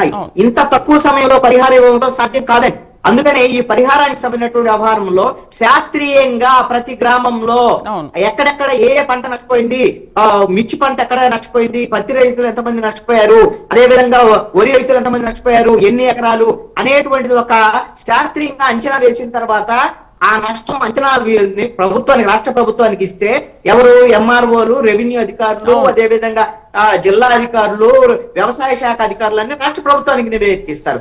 రాష్ట్ర ప్రభుత్వం నుంచి కేంద్ర ప్రభుత్వానికి వెళ్తుంది. కేంద్ర ప్రభుత్వం నుంచి ఒక ప్రత్యేకంగా వాళ్ళు మనం ఇచ్చినటువంటి ఇంత డబ్బులు కావాలంటే 5242 కోట్లు కావాలని నష్టపోయామని మనం చెప్తున్నాం. కేంద్ర ప్రభుత్వం అంత ఇస్తుందా ఇవ్వదా అనేది చెప్పలేము. వాళ్ళు కావాలి, వాళ్ళు వచ్చి ప్రత్యేకంగా అంచనా వేసి ఆ అంచనాకు అనుగుణంగా కేంద్ర ప్రభుత్వం నుంచి నిధులు, మన రాష్ట్ర ప్రభుత్వం వైపు నుంచి ఖజానా నుంచి నిధులు, ఇవన్నీ కలిపి రైతులకు కావాల్సినటువంటి నష్టపరిహారం ఇస్తే మళ్ళీ ఇంకొక పంట వేసుకునే దానికి రైతులకి అవకాశం ఉంటుంది. ఇదంతా కూడా కొన్ని వారాల దానికి ఖచ్చితంగా అవకాశం ఉంటుంది. ఇప్పుడు ఇచ్చేసారా, ఇవ్వలేదా అంటే ఇప్పుడు ఇవ్వటం అనేది ప్రాక్టికల్ గా ఇంపాసిబుల్. అయితే ఇప్పుడు ప్రభుత్వం చెప్పినట్టుగా 5,000, ఇప్పుడు వైసీపీ చెప్తుంది 5,000, 6,000 ఇచ్చి చేతులు దులుపుకోవాలనుకుంటున్నారని, 25,000 ఎకరానికి ఇవ్వాలి అని వైఎస్ఆర్ కాంగ్రెస్ పార్టీ అడుగుతుంది. ఎస్, వీళ్ళు ప్రతిపక్షం ఉన్నప్పుడు తెలుగుదేశం, జనసేన, బీజేపీ కూడా అడిగింది. అప్పుడు తుఫాన్లు వచ్చిన జగన్మోహన్ రెడ్డి ఉన్నప్పుడు 25,000 ఎకరానికి ఇవ్వాలని అడిగారు ఆ రోజున తెలుగుదేశం, జనసేన, బీజేపీ. కాబట్టి ఇప్పుడు ఆ విధమైనటువంటి నష్టపరిహారం వీళ్ళు ఇస్తారా ఇవ్వరా, ఇదన్నీ కూడా వైసీపీ డిమాండ్లు, రైతుల తరఫున జెన్యూన్ గా చేసేటువంటి డిమాండ్లు పరిష్కరించాలి. రైట్, రఫీ గారు ఏమంటారు? విశ్లేషకులు చెప్పినట్టుగా నష్టపరిహారాన్ని మీరు ఇస్తారా లేదా? రాష్ట్ర ప్రభుత్వం ప్రాథమిక అంచనా వేసింది 5,000 కోట్ల రూపాయల చిల్లరు. క్షేత్రస్థాయిలో అధికారులు అన్ని రకాల పంటలు, బొప్పాయి గాని, అరటి గాని, పొగాకు గాని, మిర్చి గాని అన్ని కూడా సేకరిస్తున్నారు. సేకరించి అసలు నష్టపోయిన అంచనాలు అది క్లియర్ చేసి కేంద్ర ప్రభుత్వానికి ఇస్తారు. కేంద్ర ప్రభుత్వం బృందాలు ఈ ఏదైతే నివేదిక వచ్చిందో దాన్ని పరిశీలించడానికి వస్తాయి. ఇది ఎప్పుడు ఆనవాయితీ. వచ్చిన తర్వాత కేంద్ర ప్రభుత్వంతో ముఖ్యమంత్రి మాట్లాడి, ఇదిగో మీ బృందాలు కూడా దీన్ని ధృవీకరించి మా రైతులు నష్టపోయారు, మీరు అక్కడ రివాల్వరింగ్ ఫండ్ లో నుంచి కానీ, వ్యవసాయ శాఖకు సంబంధించిన ఫండ్ లో నుంచి కానీ మాకు ఇంత డబ్బు ఇవ్వండి అని చెప్పేసి అడుగుతారు. అది అడిగింది మొత్తం కేంద్ర ప్రభుత్వం ఇవ్వదు. 10,000 కోట్లు అడిగారు అనుకోండి, ఇవ్వదు. అందులో 5,000 కోట్లు, 6,000 కోట్లు ఇస్తారు. కానీ రాష్ట్ర ప్రభుత్వం కూడా కొంత డబ్బు వేసుకొని ప్రతి రైతుకి, నష్టపోయినటువంటి ప్రతి రైతుకి ఇవ్వడం జరుగుతుంది. బీమా కంపెనీల దగ్గర నుంచి వచ్చిన డబ్బును కూడా ఇప్పించడం జరుగుతుంది. ఈ ప్రభుత్వం రైతు పక్షపాతి ప్రభుత్వం. ప్రజలు ఈ ల్యాండ్ టైటిలింగ్ యాక్ట్ ద్వారా ఈ పొలాలు ఆస్తులు కొట్టారని చెప్పి జగన్ బ్యాచ్ చేసినటువంటి మోసాన్ని గ్రహించి రైట్ రఫీ గారు ఓకే మీద కూడా ఆయన బొమ్మలు వేయించుకొని ఓకే రఫీ గారు ఓకే రామారావు గారు చేయించుకొని మా ప్రభుత్వం మా పార్టీకి మద్దతు ఇచ్చారు మా కూటమికి. రైట్ రామారావు గారు మీరు అడిగారు పంట నష్టాన్ని. రైట్ రఫీ గారు మీరు ఆన్సర్ చేశారు. ఓకే మీరు ఆన్సర్ చేశారు. ఓకే వైసీపీ అడిగిన దానికి ఆన్సర్ చేశారు. రామారావు గారు ఓకే పంట నష్టపోయిందని ఇంతవరకు అంచనా వేయలేదన్నారు. ప్రాథమికంగా ఎంత నష్టపోయింది అంచనా వేశాము, దానికి తగ్గ కొంతవరకైతే పరిహారం ఇచ్చాము, కేంద్రం నుంచి రాగానే మా సపోర్ట్ తోని కూడా మొత్తం ఇస్తామని అంటున్నారు. సరే ఇప్పుడు మీ ప్రధాన డిమాండ్స్ ఏంటి? రైతులకు అన్యాయం జరిగితే చూస్తూ ఊరుకోము, ఎంత పోరాటానికైనా సిద్ధమని అంటున్నారు. మరి రైతులకు ఎటువంటి భరోసా కల్పిస్తున్నారు పోనీ మీరు?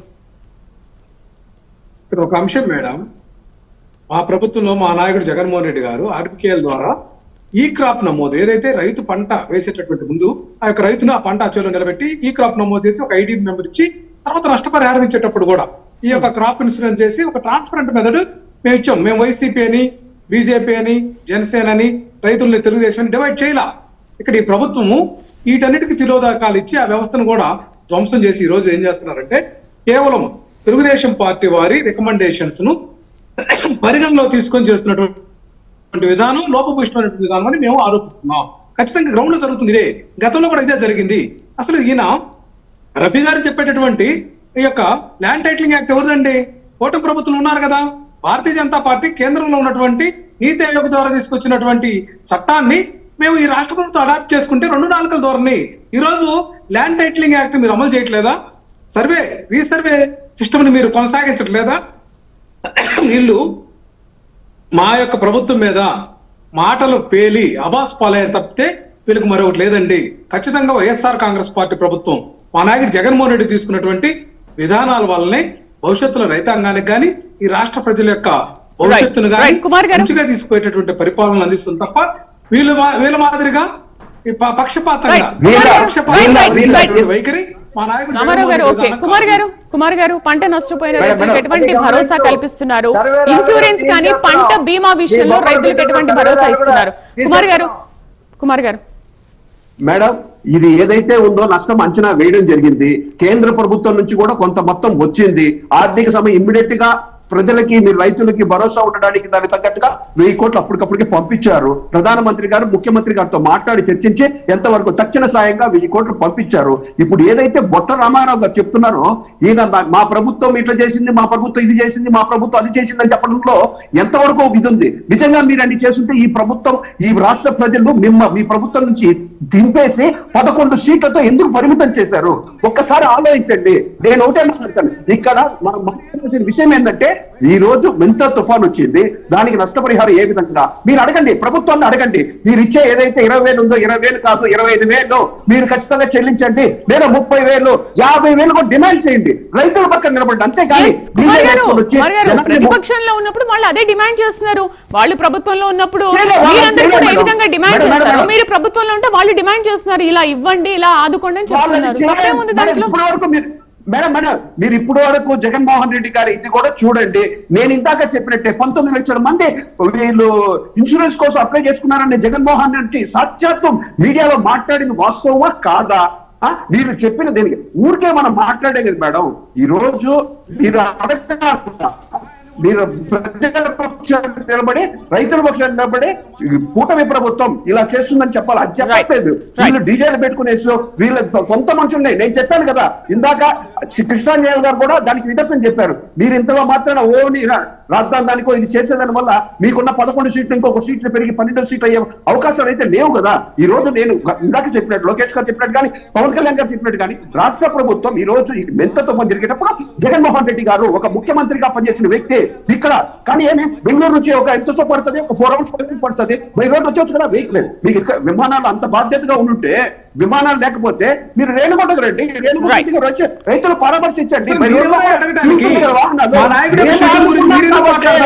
మీ నాయకుడు చంద్రబాబు ఎక్కడున్నాడు, పవన్ కళ్యాణ్ ఎక్కడున్నాడు? ఏమైనా అర్థం ఉందా మీకు? మైండ్ పోయి మాట్లాడుతున్నారా ఏంటి? మీ నాయకుల గురించి మీరు చూసుకోండి. మీ నాయకులు పవన్ కళ్యాణ్ గారు తుఫాను చర్యలు తీసుకొని ముందస్తు జాగ్రత్తలు తీసుకున్నదానికి ప్రాణ నష్టం లేదు, ఎంతో కొంత జరిగింది. బాధ్యత వహించాల్సినటువంటి ముఖ్యమంత్రి డిప్యూటీ సీఎం ఇక్కడ లేరండి. ఆంధ్రప్రదేశ్ ప్రాంతంలో లేరు వీళ్ళు, ఆంధ్రప్రదేశ్ భూభాగంలో లేరు. ఇంతకంటే మీ యొక్క పరిపాలన నువ్వు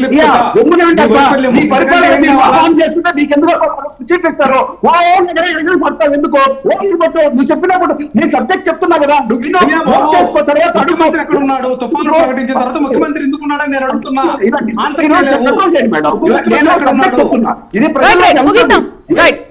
డిబేట్లో పార్టిసిపేట్ చేసినందుకు హేమకుమార్ గారికి, బొట్ల రామారావు గారికి, సయ్యద్ రఫీ గారికి, కృష్ణాంజనేయులు గారికి థ్యాంక్ యూ అండి. ఇది వాళ్ళ ప్రైమ్ డిబేట్. రేపటి ప్రైమ్ డిబేట్ లో మరొక అంశంతో మళ్ళీ కలుద్దాం. నమస్తే.